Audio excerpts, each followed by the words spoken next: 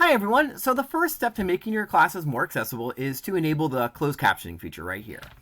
And that is something you want to do even if you don't plan on using the live transcription service. And that's because, if you have a student who has an accommodation and they need a third party to take notes for them, you want to make sure your class is set up so that you can meet that need. Now, the live transcription service is another layer down.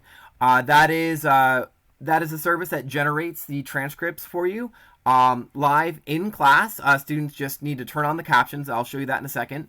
And it generates the subtitles, and it will create a transcript that students can open and have visible for them on the side of the class. One thing I do want to note, so the live transcription service does capture all of the audio, right, in your course, and FSW's advice is to turn on the live transcription service as a standard best practice, but not to let participants save the transcripts because it is capturing all that audio and it can create a potential FERPA issue. So just hang on one second and I'll bring you right into a meeting. You can see what this looks like once you have everything turned on. Okay, everyone. So welcome back to my cluttered home office. You should now see all of the meeting options in front of me. And a couple of things here. So I've got the live transcription turned on. Your students would also need to enable it so they could show the words would show up. You don't want the words to automatically show up and distract them, right? And you can do that just by clicking on, and they can do that by clicking on closed caption. You need to enable auto transcription in the meeting. So now it's happening, right? And you can see the notes generating right in front of me. You can also change the subtitle settings here. So if you had a student who needed larger, they could do this. There's an image of this as well in the training that you can take. Okay, and so there's that. And then I can hit view full transcript, and you can see that you've got this great transcript automatically generating right on this side of the screen. Now there is one drawback. If you aren't allowing participants to download the transcript, there isn't an option for you to download the transcript either. Normally there's a button right there to let you download it. And that is a potential drawback, but again, FSW sort of deems the ability to allow participants to automatically download the transcript to create a potential FERPA issue.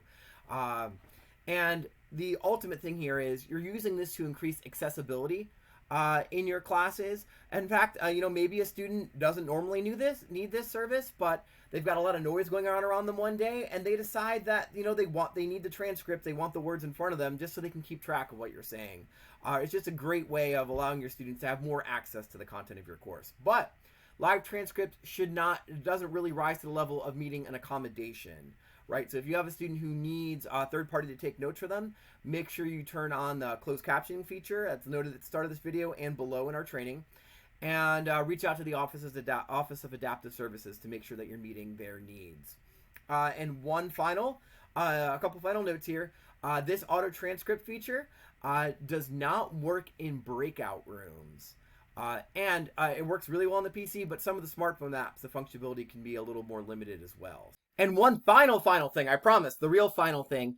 The other reason why you should turn this on is, let's say a student gets called away from the computer, or they're watching children right out. I'm a father of two very young kids. You never know when you're going to get interrupted.